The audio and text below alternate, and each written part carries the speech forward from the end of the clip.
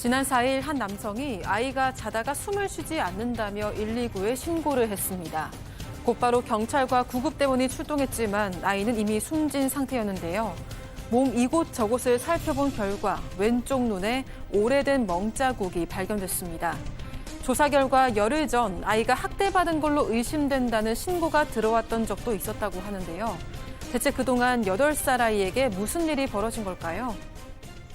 자, 한 남성의 신고로부터 시작된 사건이네요. 네, 어제인 지난 4일 오전에 강원도 강릉의 한 주택에서 한 남성이 119에 신고를 합니다. 8살 난 아이인데 잠자다가 갑자기 숨을 안 쉰다 이런 내용이었습니다. 경찰이랑 구급대원이 현장에 나가보니까요. 아이는 이미 호흡이 멎은 상태였습니다. 그런데 아이의 왼쪽 눈 쪽에 생긴 지 이미 며칠이 된 걸로 보이는 멍이 있는 겁니다. 신고한 남성은요. 아이 어머니의 지인이었고요. 한 달 전부터 이 집에서 같이 살고 있는 상황이었습니다. 자, 구급대원이 현장에 출동을 했는데 뭔가 석연치 않은 점이 있었다고 합니다. 구급대원의 얘기 직접 들어보시죠. 제가 그 환자의 여자 보호자한테 이 학생이 지병이 평소에 치료 중인 지병이나 복용 중인 약물이 있냐고 물어봤을 땐 그런 건 전혀 없다고 했었고요. 저는 처음 보는 경우여가지고 좀 어제 같은 경우도 좀 많이 복귀해가지고 다시 생각해보고 했는데 그런 경우는 아닙니다. 저희 10년 정도 지금 소방생활 하고 있는데 아예 소아 이제 영아 돌연사 증후군이라고 해서 이제 뒤집기 하거나 이제 이런 정도의 아기들일 때는 돌연사를 하는 경우가 종종 봤는데 이번 같은 경우는 처음 봤습니다. 자, 구급대원 개인의 어떤 소견이라지만 10년 소방 생활, 구급대원 생활하면서 저렇게 사망한 거 처음 본다. 그렇죠. 8살짜리 아이가 사망했는데 뭔가 이상합니다. 심정지가 돼서 이제 사망을 했다 하는데 이제 법의학적으로 사망한 후에 일정 시간이 지나면 몸이 굳어지는 현상, 일시적 굳어지는 현상, 사후강직이라고 표현하는데 사후강직이 뭐 시간은 좀 다릅니다. 온도나 뭐 습도에 따라서 대략 한 3시간에서 5시간 정도 소요가 됩니다. 근데 문제는 신고하고 가서 얼마 안 됐는데 숨을 쉬지 않는 상태가 아니고 사후강직이 벌써 일어났다는 겁니다. 아이고야. 결국은 신고한 이후에 3시간에서 5시간 정도 지난 상황이라는 거예요. 이런 경우를 아마 구급대원이 보긴 어렵겠죠. 아마 그래서 상당히 좀 놀랐던 것 같습니다. 자, 그런데 아이 몸에는 뭐 특별한 외상은 없었다고 하는데 유일하게 뭔가가 좀 있었습니다. 바로 왼쪽 눈의 멍자국. 멍자국은 무엇이냐 도대체, 응? 교수님. 네, 멍자국이 지난달 25일에 교사에 의해서 발견이 됐고 이거를 교사가 좀 이상하다 해서 바로 경찰에 신고를 했습니다. 아동학대 같습니다. 신고를 했고 그래서 이제 그 당일에 경찰과 지자체 담당 공무원이 이제 학교로 찾아와서 8살 아이를 불러서 물어봤어요. 너 누구한테 이거 맞은 거니? 왜 이런 멍 생겼니? 그랬는데 그 아이가 지적 장애가 있어서 정확히 진술을 못했다고 합니다. 그래서 같은 학교에 그 아이의 동생이 있었어요. 그래서 동생한테 이 오빠 눈에 멍 자국 왜 났어? 라고 물어보니까 이 아이는 엄마 친구가 노트를 말아서 오빠를 때렸어요 라고 진술을 했어요. 그리고 이제 아버지, 이 사망한 아이의 아버지한테도 물어봤더니 아버지는 형과 놀다가 부딪힌 것 같다라고 얘기를 했어요. 그리고 이제 동거인인 남성이 있는데 이 동거인인 남성한테 물어봤더니 때린 적 없다라고 얘기하고 있습니다. 자, 한 집에 남편과 아내, 그리고 아내의 동거인 남성이 살고 있고 아이들이 살고 있다. 자, 그런데 다들 하는 얘기가 조금씩 달랐다. 체크포인트 짚어보죠.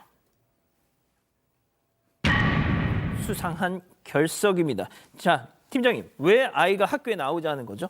쓴다 내용을 짚어보면 3월 25일 날 교사가 수상해가지고 아동학대 의심이 있어가지고 강릉시청에 있는 아동학대 담당자한테 얘기를 하니까 담당자가 진술을 받아보니까 각자 동생이라든지 동거인 아버지 말이 틀린 거예요. 그래서 요거는 여기서 할 수 없다 싶어가지고 3월 29일 날 경찰에 정식으로 사건 의뢰를 합니다. 즉 신고를 했던 것인데 그런데 문제는 3월 29일부터 이 아이가 4월 2일까지 안 나온 거예요.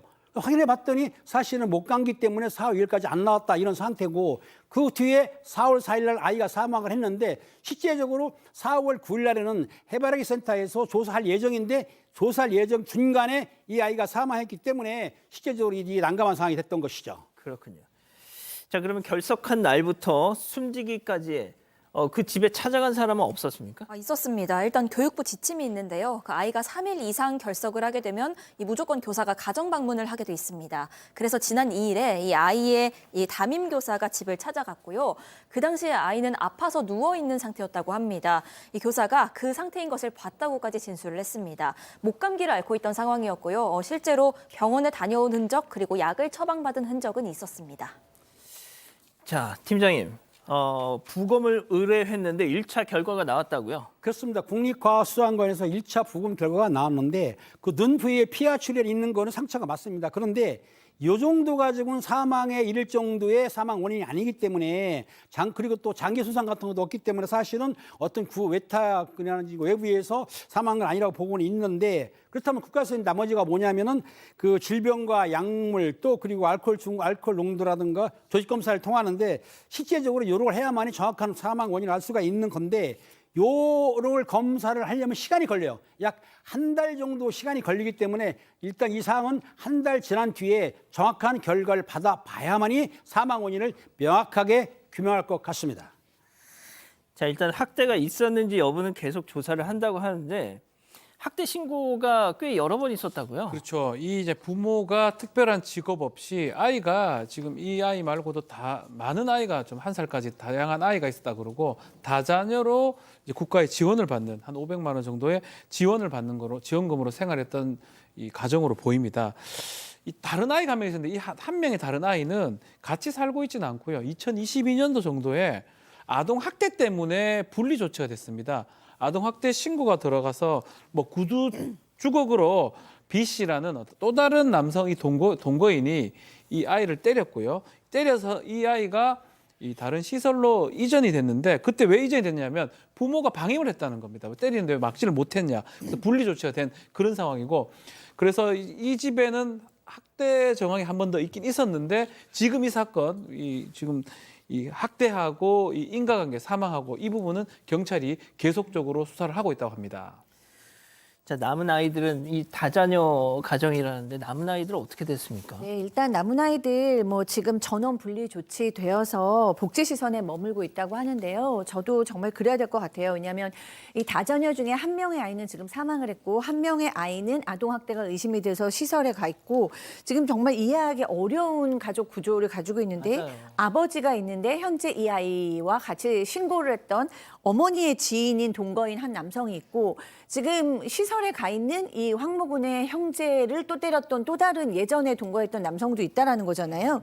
이런 걸 보면 그냥 애들은 가정에서 자라고 있는 게 아니고 거의 길거리에서 자라고 있는 거예요. 누가 얘들을 어떻게 했을지 모르는 누가 폭력을 했는지도 정확히 알 수 없는 상황에서 이 아이들이 안전하지 않은 집에서 자라는 것보다 훨씬 부모랑 차라리 떨어져서 안전하고 적어도 생명에는 안전이 없는 그런 안전적인 시설에 있는 것이 훨씬 낫다는 생각 듭니다.